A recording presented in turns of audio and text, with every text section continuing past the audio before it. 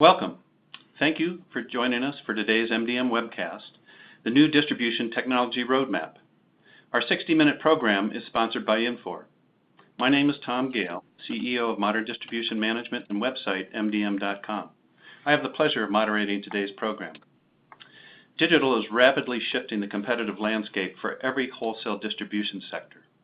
Waves of new technology, including disruptive technologies, are becoming strategic differentiators, playing increasingly larger roles in serving customers better and competing more effectively.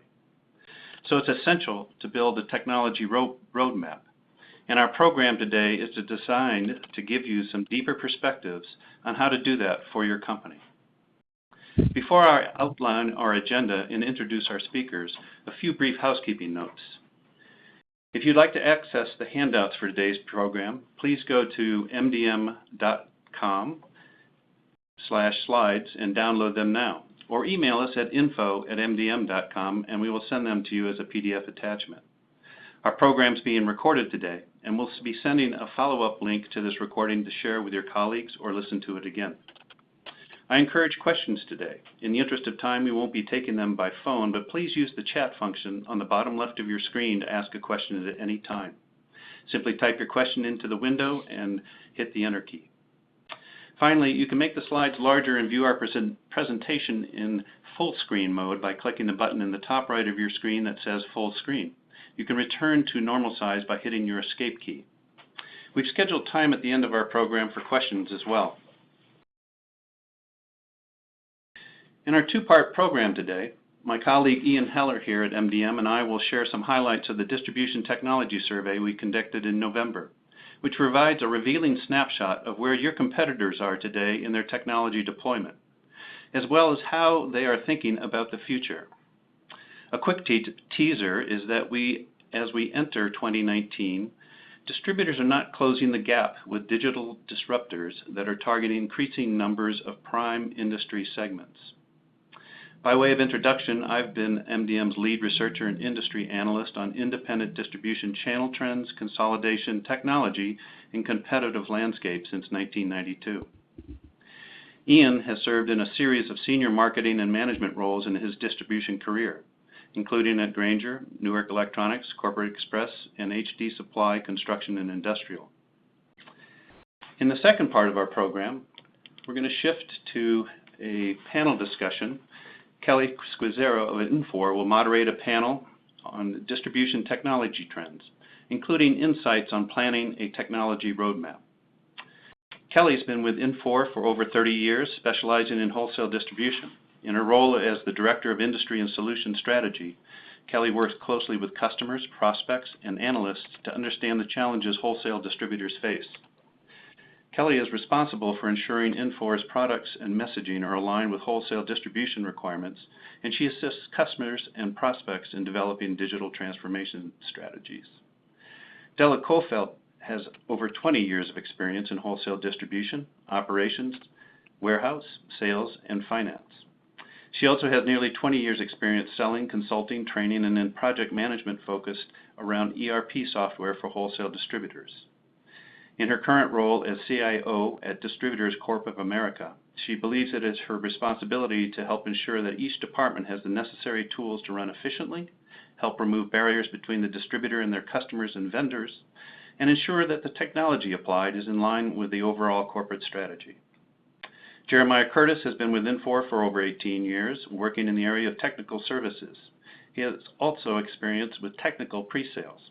In his current role, he is responsible for application architecture and DevOps for Infor distribution. Harshad Khatri has 20-plus years of experience in driving business value through the strategic application of technology solutions in manufacturing, retail, and distribution industries.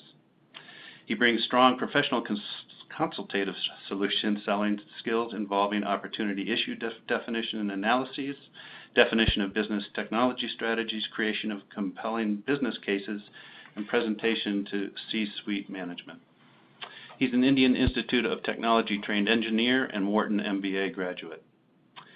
Mike Mazzoni is a senior solution consultant with the distribution business unit of Infor. Mike has a master's degree in industrial technology from Purdue and has 19 plus years of experience implementing software and consulting to the wholesale distribution market. Welcome everyone, and let's begin. So let's take a quick look here at what MDM's latest survey is telling us about what distributors are developing an overall digital or technology strategy. But first, just to give a quick overview on this survey, as I mentioned, it was conducted in November, and about 45% of respondents, and we had a little over 150 in 2018, as you see from here. And we did a similar survey 3 years ago with a few more responses. This year, 45% under 50 million, about 45% were 50 to 500 million, and 10% were over 500 million. So a good cross-section across distribution sectors. Similarly, for those of you who have attended our webinars before and participated in our surveys, we lean a little bit heavily towards the industrial market, so we get a great representation across industrial MRO distributors, electrical, electronics, construction and building materials, HVACR, safety, and JanSan. Having said that, we also get a pretty diverse set of replies and response from a lot of sectors, everything from food to pharmaceuticals. But one of the first things I wanted to note in terms of what this slide's telling us is there's a couple takeaways here. We asked the approach that companies are taking in terms of building an overall digital strategy, and the real takeaway here is that over 3 years, not a lot has changed. Basically, a little less than a third of distributors have a comprehensive digital strategy. But other than that, it's also stayed pretty equal in terms of just a general strategy for upgrades and a little bit of innovation. And then finally, there's another percentage there that really just are very tactical about how they go about applying their technology. Ian, any thoughts on that? Well, we added a new response this year because we wanted to parse it out a little bit more, and the new response was, we have no strategy, but we're always evaluating. And if you look at where those numbers got pulled from versus 2015, it primarily came out of the general response and out of the orange. And it's actually the orange is key, the same on both sides of this chart, which is we consider what we need at any given time, which I think is another way of saying we don't have a strategy, but we're always evaluating. So if you go to the next page, there's some conclusions in there, and I would say it's pretty disturbing that the number of distributors or the percentage of distributors with a comprehensive digital strategy hasn't changed. A lot of people have a general strategy or they kind of plan as they go. And the takeaway from that really is that, even though distributors are constantly investing in technology and they're seeing disruption coming from outside the industry, obviously the most visible competitor who's emerging is Amazon Business, but there are other pure digital players. Distributors aren't making a lot of progress in responding by building out their own digital initiatives, at least according to our data. And we wanted to gauge that. So on this next slide here, we specifically asked what their intentions were in terms of investing across a pretty wide range of both core ERP, but really it's the entire range of technology. Go ahead. Well, here's what jumps out at me on this. So if you look at the far left, these are investments that distributors made more than 12 months ago. At the very top of the list, the gray line is e-commerce. So at one point in time, the majority or a very large number of distributors were investing in technology, right? I guess not a majority, but it was about half. Then if you follow that gray line to the right and you look at more than 12 months from now, it's the lowest, right? So more than 12 months from now, the intent to invest in e-commerce is really low, which is startling. But if you say, do I never have plans to invest, which is the far right chart, here it's inverse. So the one at the bottom is the one that most distributors plan to invest in. So there you see, yeah, well, I plan to invest in e-commerce someday because only 20 or 10% say they're never planning to invest in it. But, it's sort of this trough of, hey, it was a big area of investment, and then over the next 12 months, we are not going to invest, but we plan to invest someday. And I think what this speaks to is distributors, at least a lot of the ones that I've talked to, have spent a lot of money on e-commerce. In a lot of cases, they haven't recouped that investment. So they really want to spend some time trying to figure out what they're going to do next, and they're not sure what that is. So they don't think they're going to spend heavily in 2019, but they know they're going to have to spend a lot in the long run. So, this one I thought was pretty startling. These lines overall are interesting and worth a more in-depth look if you have time to look at them. But the e-commerce one shows a lot of frustration, but a lot of determination to do something in the long run. Yeah, Ian, my twist on this was that, people have indeed, the first wave of e-commerce investment took place. It's at a low point today, so they don't anticipate investing in it again. They've got the platform. What they're starting to do is invest in these other areas, whether it be CRM or some of the other areas that they realize, and it might be artificial intelligence, automation aspects of that. So I have a little less pessimistic view than you do, but still, we'll flesh out here. There's some other aspects here. Yeah, but real quick, Tom, here's one thing that I hear from distributors all the time. Basically, they build a web store that looks like Granger's or Amazon's, where you just kind of buy and sell. But the reality is their business is a lot different. They need full integration with their ERP. They need tiered pricing. You can't have a bunch of stuff on there that says call for price, or you're going to kill your web store. You may need functionality that serves the account manager, et cetera. The web channel's got to be an extension of your business, not just a standalone web store. And I think what you're seeing here is, well, we did this, it didn't work, maybe we did it wrong, let's plan it right in the future. Great point. So we dove in a little bit deeper because we also wanted to identify along the same spectrum of what you invested in more than 12 months ago to not planned, same answers. But we pushed out here to take a look at a little bit more emerging technology. So if you go from the right, it's mobile inventory tracking, artificial intelligence, blockchain, drones, image video recognition, 3D printing. This is a kind of a complex visual, but the real key thing here is there's a blue line there you see 2 rows back. And what that in back of that line is in the future, within the next 12 months, later, or not planned. That orange in the back is not planned. Now, we planted a few things in here like drones and blockchain. We really didn't expect to get a whole lot of results, and we didn't.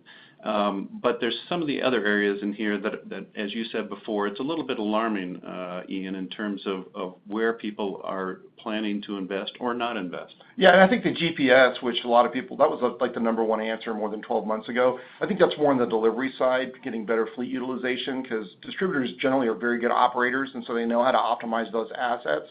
I think, if you look forward, one of the surprises was image and video recognition. I think, related to that is AI, because you can't do the first without the second. I think mobile inventory tracking is a natural because it actually adds value not only to your customers, but also to your sales forces. So I think there's, reasons for optimism in here. They certainly are aware that these technologies exist. They're starting to invest in some of them. And frankly, over time, I think distributors need to figure out, how to get value out of these so they can make the right investments in the future. So we also wanted to find out what the actual goal was with current or scheduled technology investment. And this, again, coming back to roadmap, I think there's some positives here. There is a migration from this internal focus on process improvement to more of a customer-facing and the need, and particularly I think driven by a lot of the digital disruptives with the ease of transaction and just making it very easy to order. There is a lot more focus in terms of where people want to improve the customer experience and how they can create value with digital tools. Yeah, I'm getting more questions about personas than I ever did about market segments, even though they were very related. People want to know the journey path their customers are taking, how they interface with the company, and how we make that a better experience. Yeah. The other thing that's taken place here, and this isn't a surprise, but at the same time, I think it's a validation that over the last few years here, we are seeing a much stronger adoption. The cloud is here, and companies are looking at point solutions and add-ons. We are becoming an app world. The ERP is absolutely critical as a necessary foundation to run the business, but more and more distributors are looking for more extended solutions to really build out their customized platforms. We also wanted to more specifically take a look at, we asked to control margins. What are you looking at? What are the most important areas? As margin control, particularly, again, against the new disruptors, the digital disruptors with very different cost basis and profit margins are coming into all the different sectors. Pricing optimization is at the top of the list, inventory management right behind that. Ian, reduce sales costs. What do you think about that? Yeah, well, I think that's where people are trying to get some benefits out of their e-commerce technology. It's interesting to me that those are so close, those first three. I think focusing on margin is also a thing that a lot of distributors have done for a long time, and it's a great way to drive profitability in the short term. So we also wanted to get a little bit better understanding in terms of how people are looking at and managing their sales channels. And here we're asking how customers are preferring to buy. We've done a lot of research on this every year, actually, for the last several years. And you can see here that using email is really emerged at the top of the list. When we did this type of a survey a year or two ago, even calling in the order or in-person customer location was much higher, or even in person at the branch. Those now are dropping towards the end. So you are seeing a more digital distributor here in this graphic, I think. Yeah, and I think people are using email, but they're having those orders converted into their ERPs automatically. Mm-hmm. And you're going to see in an upcoming slide a big change coming in that priority for distributors in the future. So in which sales channel are you seeing the biggest growth? And this is really interesting because at this point, online self-service on a computer, now this leapfrogs and takes the number one spot against using email. Yeah, and I think it's off a small base. Right. And so you're going to see faster growth here. It'll be interesting to see how that continues to grow over time. Yep. Yeah, so this one's pretty interesting, Tom, because this is what I was sort of foreshadowing earlier about email. So this question is about which top technologies are you using beyond telephone support today, which is the blue column, and then how about 3 years, which is the green column. And so on the left, you can see email, very high in terms of ways of providing customer service support. But if you ask which ones are going to be, depending on 3 years from now, email just falls off a cliff. I mean, the projection from these distributors is that the usage of email for customer service support is going to go way down. And if you look what's really growing, it's the two green bars that are just right of center, which is self-service stock and order status. So that'd be like a mobile app or a desktop application. And then it's mobile self-service. Self-service on the left is desktop, self-service on the right is mobile. So generally speaking, they're going to start putting things like checking stock and checking order status. So classic customer service activities, the stuff you used to call the branch and say, hey, I'd like to expedite an order, that's going to go into the hands of the customers who are sitting at keyboards. And I think that leads right into our final slide here because that slide we had up there was very telling in terms of where a company is going to be in 3 years. We wanted to find out, too, are the IT skill sets going to match that in terms of how people are thinking today? And I think here we identified a pretty critical gap in terms of, I think most distributors are still thinking really about how to manage sort of the core ERP, the sort of the core traditional sets that have always been used to manage networks and run a company. I think there's a skills gap out there that we're going to increasingly see in 2019 and beyond. And I think in particular, it's going to be a gap here against the need for more strategic and cloud-based expertise versus what is already taking place and seeing the disruptors are very adept at. Yeah, I mean, you can see on the far right, you've got on-premise ERP management. That's going to decline over 3 years. But if you go all the way to the left, that cloud, SaaS integration, et cetera, goes way up. Also going up in 3 years in a big way is the BI, artificial intelligence and data management or analysis. So, the world's moving away from knowing how to manage servers and instead into how do I manage technology that provides functionality for my teams. So the takeaway from our survey is really that there is a migration. It's a long journey, and I think a lot of what we're seeing is there has been this migration from sort of the core on-premise ERP to more of a cloud-based approach. We're seeing that in the survey results here at the end of 2018. I think we're seeing a successive waves of specific applications of technology. When you look at the sort of the more internal operational applications versus some of the customer-facing, more strategic that you're now seeing emerge, and particularly when we ask about people where they're going to be in the next few years. So they are looking down at the horizon. They recognize that there's need to get there. The real question, I think, in our own conversations, Ian, I know we've talked a lot about there's a gap there, and with what Amazon Business and other entrants into distribution are really having an impact. Is it going to be fast enough to really be able to mitigate a lot of the potential threats? Yeah, I mean, you know how I feel about this, Tom. We've talked about it many times. I don't think distributors should try to become a pure online seller. I think the things that differentiate them have to do with their sales force and the services that they offer that act as moats around their business. And I don't think you can really duplicate what Amazon Business does, but I think if you have a state-of-the-art technology stack and you understand the emerging technologies, you can offer customers the digital capabilities that they want so that you can remain competitive and be a fast follower. Thank you, Ian. I'm really excited to now turn it over to Kelly Squizzero to hold this panel discussion to get a lot of different perspectives on sort of jumping off of what we talked about. Kelly. Great. Thank you, Tom. Definitely, it's always interesting to hear what technologies distributors are interested in and where they are in their journey for enabling these technologies. So thanks very much for covering the results of the survey and for your analysis. We've asked our panelists to join us today to share their experience related to digital transformation and their thoughts about new technologies impacting wholesale distribution. We'll kick things off hearing from Della Kofelt, CIO of Distributors Corp of America, about her company's digital journey. We'll then touch on the evolution of ERP and its role in enabling digital transformation.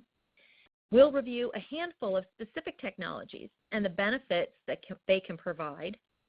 We'll also discuss the impact these new technologies are having on staffing requirements of IT departments. And we'll wrap things up with an approach to planning a technology roadmap. If time permits, we will take questions. So again, please feel free to submit your questions via the chat. So we're going to start with the subject of a distributor's technology journey. We are very fortunate to have one of our customers on our panel today, Della Kofelt. Della, can you share a bit about your company and your role within the organization and where you see technology playing a critical role in your business? Thank you, Kelly. I work for a holding company that is fairly unique. We own 3 very different distributors. We have IAC, which is electrical industrial. I have Mid-South, which is diesel power, and Mid-America, which is an aftermarket automotive. So as CIO, my challenge is trying to find ways of helping 3 very different distributors, but they all face very, very much the same problem.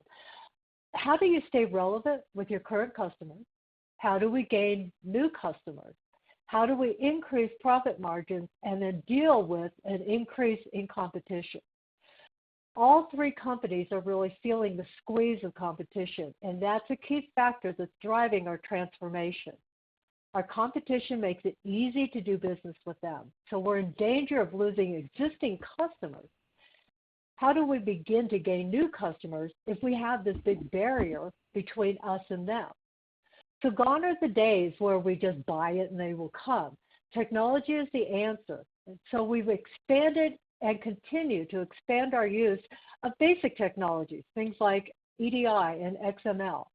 We have a CRM package to help automate and manage the sales cycle.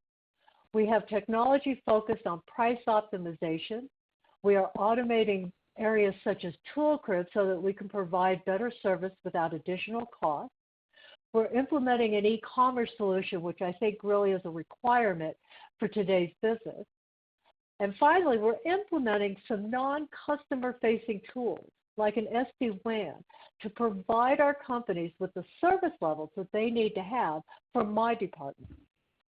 So everything, including SD-WAN, is really focused on the customer experience, which will translate, hopefully, into increased sales and better profit margins. While some of the technology has not yet been implemented, what we're seeing right now is we are seeing an increase in sales. Margins are stabilizing and rising, and the companies are able to do more without having to increase personnel. A piece of technology that touches every department is our company's ERP system. Staying current is a key piece of the whole technology roadmap. We're in the process of testing the latest version with the plan to go live at the end of next year. We're taking our time with this because it needs a whole new user interface. So while the other technology is really focused on the customer experience, our upgrade of our ERP system is focused on the user experience. Just the new functionality available is worth the price of admission, but we plan to take it one step further. And with the Infor OS, we plan to create a user experience that will not only make each user more efficient and reduce errors, but also give the new generation coming in the look and feel that they're used to working with. The focus on the user experience has really shown us that staying current is key, since the technologies that I want to use are really available in the new releases. All of this change requires a real change in corporate culture. We're driving that change through our IT department. One key piece is the relationship between IT and the company. So just like the companies work to create that relationship with the customers, within my department, we are working to create that relationship with our customers, which happens to be the companies, the end users of those companies. We are also getting deeply involved with trade organizations and with user groups as well. Kelly? That's great. Thank you, Della. So Mike, Della spoke about her upgrade and the importance of ERP in her business. Can you expand on that a bit? Many of the respondents are in a position where, they're in a similar position. They're looking to either upgrade to the latest version of their ERP. Some may even be evaluating new solutions. So can you speak a bit about the role that ERP plays in a customer's digital transformation, and what should a distributor expect from their ERP? Sure, Kelly, thanks very much. So, just to talk a little bit about the role of ERP and the distributor, I think what we're finding is while the ERP really still is the centerpiece from an operational perspective, right, the daily blocking and tackling of the business, it really needs to be more of a distribution suite. And what I mean by that, while the ERP is the centerpiece, there needs to be a technology platform surrounding that technology that's going to enable the distributor to take their tech to the next level. And really this kind of comes back to some of the different areas that we're focused on at Infor, but you start to think about the user's experience, right? Excuse me, how do we make sure that that user has the right information at the right time to best serve the customer? And whether that's through simple personalization or configuration of those ERP transactional screens, or whether it's through pulling together or mashing up information and presenting it to those users in a homepage or role-based dashboard format. And really the intent there is let's bring the information together that they need to better do their job, to better service the customer, whether it's an internal customer or an external customer. But really let's also bring the information together that's going to drive the next action or the next activity for that particular user that's going to make them as effective as possible at their role within the organization. We're also looking at that technology platform or that distribution suite to provide simplified solutions for extending the application, adding the innovative or differentiators within the functionality that's going to allow them to differentiate themselves to their customers, but also simplifying the integration, whether it be data integration, whether it be application or module integration, and leveraging the business logic. So again, a strong technology architecture, technology platform to expose the business logic through APIs to enable the integration of data and applications. Certainly looking at things like mobile deployments and simplified access to data, through a web-based design, right? The ability to be able to interact with your applications through whatever device necessary through a responsive design so that the screen considers the real estate available on the device. And then looking at things like cloud deployment to really enable your organizations to really shift that IT focus from more of an infrastructure to more of a business analyst and strategic initiative focus. Those are the kinds of things that this distribution suite, or really this overall technology platform, beyond just the core ERP, are going to enable. And in the end, the goal here is digital transformation. And I think this really speaks to the survey results that Tom and Ian were talking about. What are we looking to do? We're looking to take our technology and we're looking to empower our users, right? Give them the right information at the right time, derive the next activity. We're looking to enable our customers to do business with us, whether that's an e-commerce initiative, a mobile initiative, stronger communication tools. We're also, from a third perspective, we're looking at leveraging automation where possible. So again, if that order is coming in via email, how do we automate the creation of that email? If we're looking at business processes or approval process throughout the organization, how do we bring in exception management tools to control those processes, to automate or simplify the activities that take place against those particular processes? So again, empower the users, enable our customers to do business with us, leverage automation across the organization to reduce those non-value-added activities, and strengthen our organization. Thanks, Kelly. Great. All right. Thank you. Moving along here, this survey talked about a lot of different technologies. There were, a lot of selections that people could choose, and earlier we saw some that were of great interest. Our panel has had some experience with different technologies. So I've asked some of the panelists to just touch on a couple of those that they are kind of passionate about, if you will, and where they have seen an impact. So we're going to start things off with Della. She's going to touch upon two different technologies that she is very passionate about, and that is artificial intelligence and Internet of Things. Thank you, Kelly. Thanks, Kelly. AI and IoT, I feel really will make a change, a huge impact in our business. The future that I envision is an IoT sensor on a piece of equipment notices a vibration or an increase in heat. They alert the tool crib, it alerts the tool crib to make the replacement part, make sure the replacement part is in stock. AI picks up that the replacement item has been substituted by the manufacturer and confirms that a different brand will work and sends that item to the tool crib. The night shift is responsible for maintenance and through chat with AI receives the necessary instructions on how to replace that faulty part. I also see an instance on an e-commerce site where a customer needs to buy an item, but we carry two different brands. Now, based upon the job that he's using it for, which of those brands will work?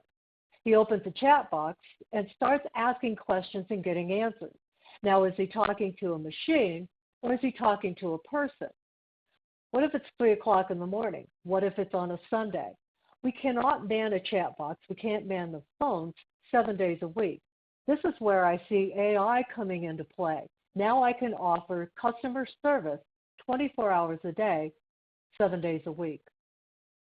Another example where I see AI providing information that I don't always have access to is in data mining.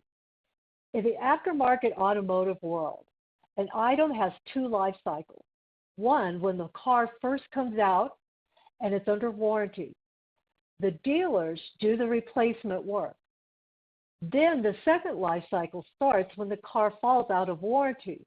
Now all of a sudden, we need to be carrying those parts, different parts, for the shops that are doing the repair.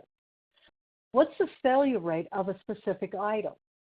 Which items do I need to carry for aftermarket versus for the dealer? AI could access the information coming from the manufacturers a lot easier than I can. It could do that analysis. It could provide me and calculate a failure rate to figure out the time span for each life cycle. So now, by mining that data, I can provide my buyers with a much better mix of products, with better idea of when to get those items in. I really would use AI to then determine which brands to be carried in each branch, because in addition to which replacement parts do I need, I could find out which models are sold more in specific locations. To me, the power of technology isn't really technology itself, it's the combination of it. It's the combination of IoT, mobile, and AI really to create a store, let's say with no cashier. The ability of AI to use GPS and IoT sensors on a truck to create the most economical delivery route, monitor the truck, notify the customer, and maybe, in the future, even drive that truck. Kelly? Okay, thanks a lot. So next up is Jeremiah. All right, thanks. So when we talk about transformative technologies, really one of those is something fairly straightforward and simple. Document management is one of my favorite transformative technologies. This is a technology that's really available today rather than being a year or so away. I love AI and I love the idea of the Internet of Things and the big data that we can get from that. But document management is something that we can use today and that we can implement today, whether that's having a context-sensitive customer document always at hand when we're talking to the customer on the phone, having it automatically show up for us, or having an unstructured document being transformed from, say, an email into an order automatically behind the scenes. It absolutely transforms how employees interact with customers. We saw in the survey that email is the most common method that your customers enter orders. Document management helps consume those emails and gets that order entered automatically in. Again, with a complete chain of evidence for review. Customers might call in with questions about their account or on a particular invoice. It's super handy for your CSRs, your customer reps, to have all of your customers' recent documents at hand, whether that's a check that they wrote to you or it's an order acknowledgement that you sent to them. They have it up and available. So for me, document management is one of those transformative technologies that really helps out. Okay. And Mike, are you there to cover the last two, which is around data science? Absolutely. So thanks, Great. Kelly. Thanks. So, again, just to kind of continue the conversation around these transformative technologies, one of the things that I think has become critical in terms of optimizing profitability is looking at pricing optimization. And so this speaks to a couple of things that have already been discussed, right? It talks about what they like to refer to as big data. Every day as distributors, we take orders, we pick, pack, and ship material, we collect cash, we post it to the customer's account, and every day we do that, thousands of times. How can we take advantage of that data? How can we start to leverage that great information and start to use it to analyze things like customer segmentation, not just based on profitability or revenue, but based on cost to serve metrics, right? Do they do a lot of drop ships, a lot of one-line orders? Are they returning material? Based on things like loyalty metrics, how frequently are they buying? What's this product spread in terms of the different types of products they're purchasing from me? How can we take advantage of all that data that's just sitting there buried in your sales history and look at things like optimized customer grouping or customer segmentation? And then really taking it to the next level and saying, okay, where is their product price sensitivity? Where is a customer more sensitive on pricing for a particular product than maybe less sensitive on another product? And obviously, the third component there when we talk about price optimization is how can we now take advantage of those two analytics we just did, the customer segmentation and product price sensitivity, and turn around and have our solution make margin recommendations to optimize those gross margins, to optimize profitability. And we're seeing customers who are really using these tools come back and recognize 1 to 2 margin point improvements across the market segments and the products that they're deploying it in. And I think if we looked at a line item on an invoice, that 1 to 2 margin points might not seem that significant, but I think we all know what 1 to 2 margin points at the end of the year can mean. So, again, these are those technologies, those transformative technologies that really need to be a core part of the strategy, but really don't necessarily reside inside the day-to-day transactional area of the ERP.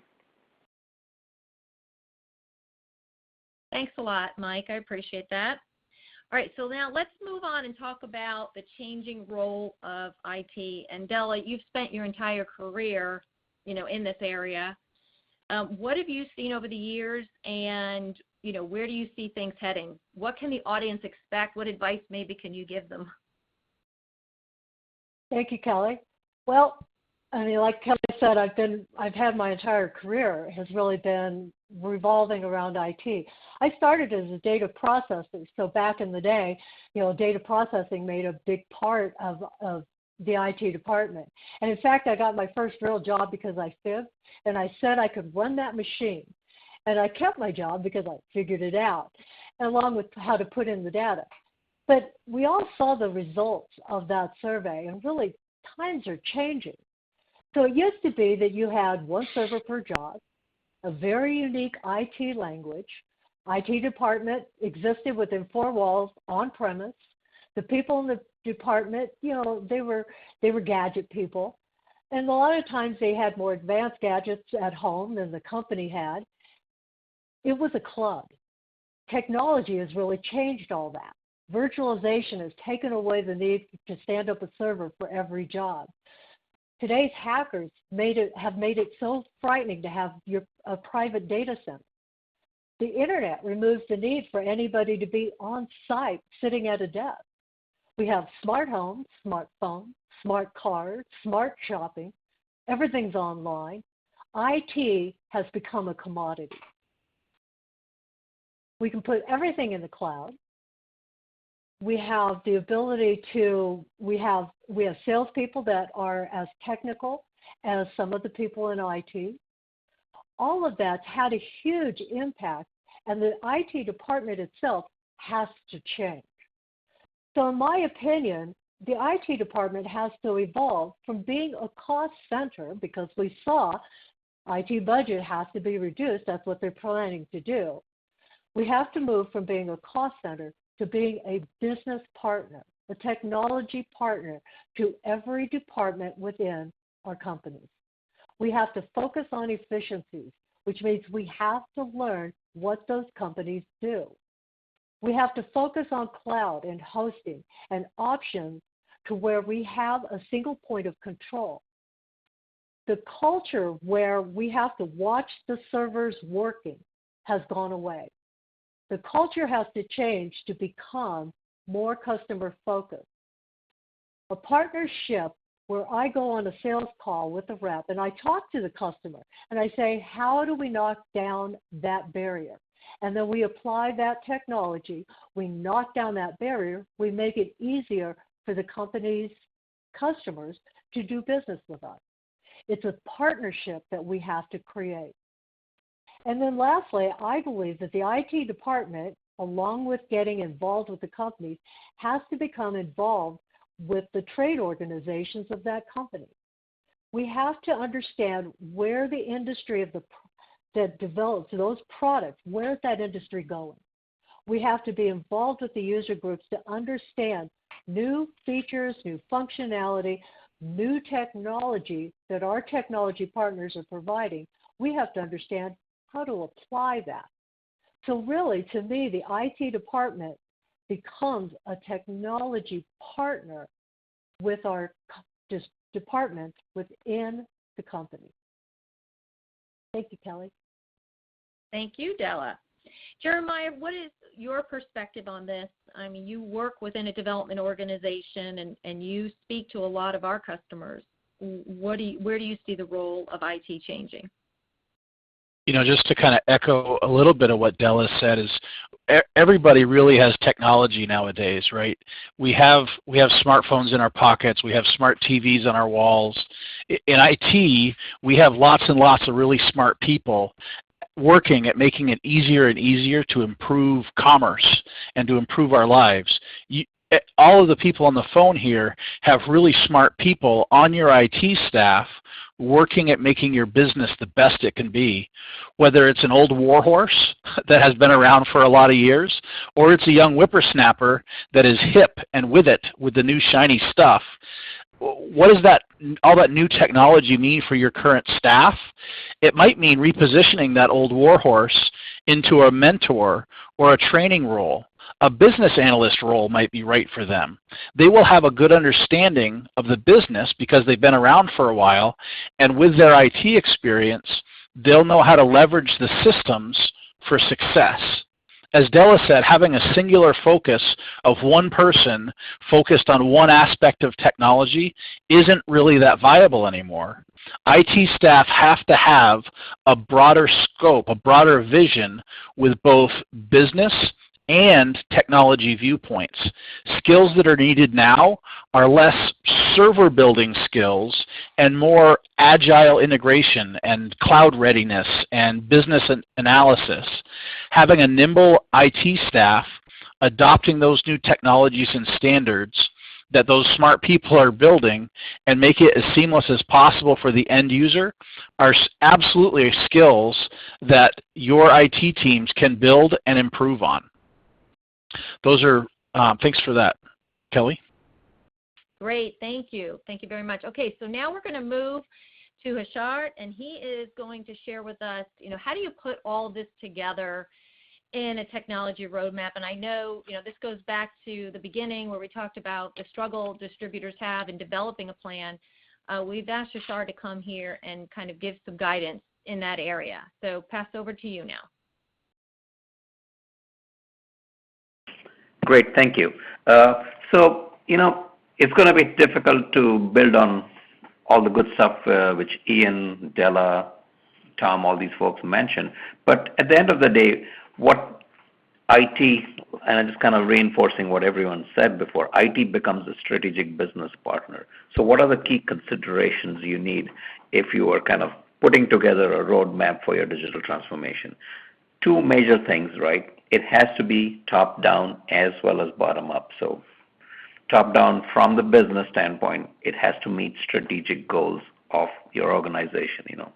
Typically, it's profitable growth. So then again, to make things more complicated, which like Tom had showed in his earlier slides, all channels, e-commerce, omni-channels, pick up and at the store, everything else, all of that has to be taken, and it has to be consistent information, and visibility is key, both for yourself within your organization as well as customers. Because your customers should be able to find you, find the product, so that you work with them to make them sticky and also make sure you don't lose customer, because the easiest way to not grow is to lose customers because your processes are too complex or you're not able to support them fast enough or at the right price or the right delivery. Also, from an operation standpoint, it has to be holistic, the entire supply chain. How do you support the whole quote to cash supply chain, the whole so all the processes that you go in, forecasting, quoting, procurement, WMS, shipping, inventory management, all of that has to be done. And finally, from a strategic standpoint, every company wants to use their assets the best. So again, it could be doing more for less. It essentially boils down to that, less capital, less inventory, less people, less everything. And that's how we're going to do it, because if you're not going to do it, somebody else will do it, and that the outcome's not going to be too good. And from a financial perspective, right, you need to be able to measure what you're doing and how it's translating into pure financials. So like TCO, making sure your project is EPS neutral, earnings per share neutral, cash flow positive. And finally, it's maximizing ROIC. You want to make sure that happens, because if whatever investments you're doing do not meet your cost of capital, you're wasting money, and in the long run, that too is not a good idea. So if you were to go down to the next one, right, let's say you have a bunch of functional areas you're looking at. You need to be able to prioritize and phase these modules and functions, right? So we have just very simple another framework is, just do a two by two. On the bottom scale is operating performance. On the left, you're marginal. On the right, you're transformational. And what's the priority for your company, low or high? So essentially, you want to pick the low-hanging fruits, which are where your functional capabilities are low and the priority is high. And then if you see circles, there are different sizes. The size represents the value that functionality or that module brings to the table. So you want to do something which is urgent, which you don't do too well, and brings money. So that's how you kind of phase it. So what I'm trying to build into is that you should, or it's doable, but it's not advisable to try to do a big bang. Be judicious, pick the right modules, pick the right things, of course, assuming you have a foundation, because that's dependencies do matter. And without dependencies, without figuring out what change management is required, and also what time to value it's going to take. So put all these things together, how you're doing, what your priorities, what the benefits are, and of course, foundationally, what the dependencies are, what change management you need to take care of, as well as how long it's going to take. So you put all of this together, and then you just kind of phase this out. Quick wins. Do stuff which is going to rapidly allow you to capture benefits. So that what really will help you do is kind of prime the ROI pump, because at the end of the day, you're going to have to sell this to the business or to the financial leadership as well as executive leadership. You have to prime the ROI pump. The next one is, build core functionality, which is absolutely necessary for your future. And things like pricing, procurement, operations, supply chain, that kind of stuff. And then finally, as you get better, as your systems are more stable, as well as the usage of the systems are more stable. I'm a big believer of, great systems with bad usage is bad news overall. So, make sure that functionality that differentiates, like things like supplier and customer collaborations, S&OP, and then finally, when you get there, do better things like configure price and quote. These are things which others can't do, and this is what's going to keep you at the edge. So at the end of the day, what you really, really need is a very stable platform, which is agile, supports changes in the business, which, believe me, they are coming, and they're coming faster every day. And also keep in mind that, business models may change. Things like, let's say drones change the world. And if you have an old static system which is not agile, you won't be able to support those changes. Other thing, make sure your system's nimble, agile, to be able to do M&As, because that's a very significant chunk of most distributors' growth. They sell some businesses, they buy some businesses. It's it's a pretty evolving process in that standpoint. And also, when you're growing, you may be growing into new geographies. And like Della's companies does three different business. She supports three different business models. With her system, she probably could support another fourth one, which maybe, let's say, it's HVAC, which they're not doing. So you need to have a system which is nimble as well as foundationally good. So typically, all of this, what we've also heard through the call today, is a cloud system allows you to focus your technology energy on running the business rather than running the server. So let's not get into the server business, let's get into serving the customer business. And then the other thing is, quick one finally, is, how do you plan these phasing? And this is something which I just kind of took a fictitious project which I was involved with a few years ago, but this is realistic. Let's say you try to do a big bang, and these numbers are absolutely fictitious but pretty realistic. You spend 2 years spending $5.5 million, and then the fourth year, on year 3, you get some benefits. Two things happen here. For 2 years, your whole business comes to a grinding halt because that's all they're doing, planning for the new upgrade. Second, you're losing money, and everybody's like, when is this going to happen? And the risk keeps increasing with every passing day. Instead of that, if you were to do a phased approach where you say, okay, we'll take the quick hits, build a foundation, do the quick hits, get some benefits, and continue to do that. So then you have a continuous inflow of benefits as well as a smaller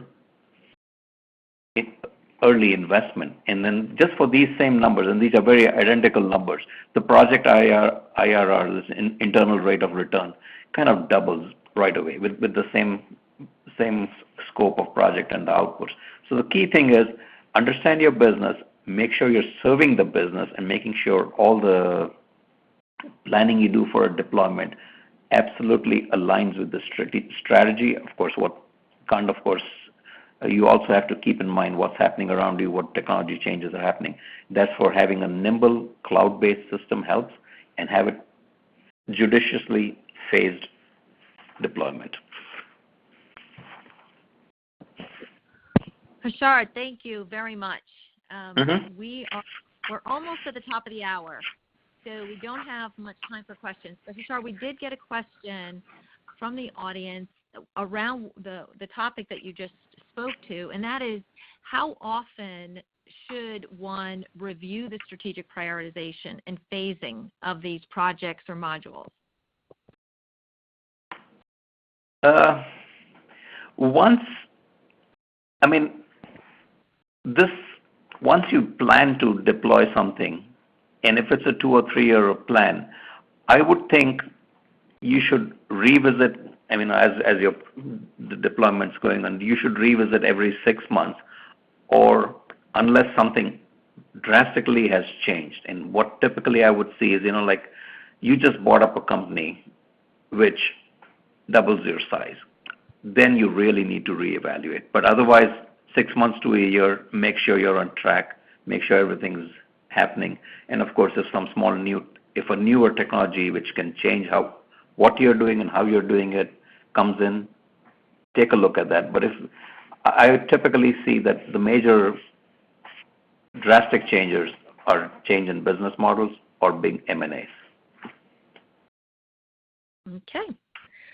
All right. Well, with that, I'm going to thank the panelists for your time and your input, and I'm going to pass it back to Tom. Great. Thank you so much, Kelly, and thank you to all of our panelists today. Great discussion, and I hope our program today gave you, both a data-based outline of what some of the key parameters are on this whole topic of digital transformation and creating a technology roadmap. And I'd also like to thank Infor for their sponsorship of our program today, as well as their strong support for research and educational programming on key wholesale distribution trends. As I mentioned, we will send a link to access a recording of this program. Please feel free to share with your colleagues. We'll also have the program we will be sending that link, and we will also be sending a follow-up white paper as well that provides an overview and summary of what we've discussed today as well. And with that, thank you for joining us today, and this concludes our program.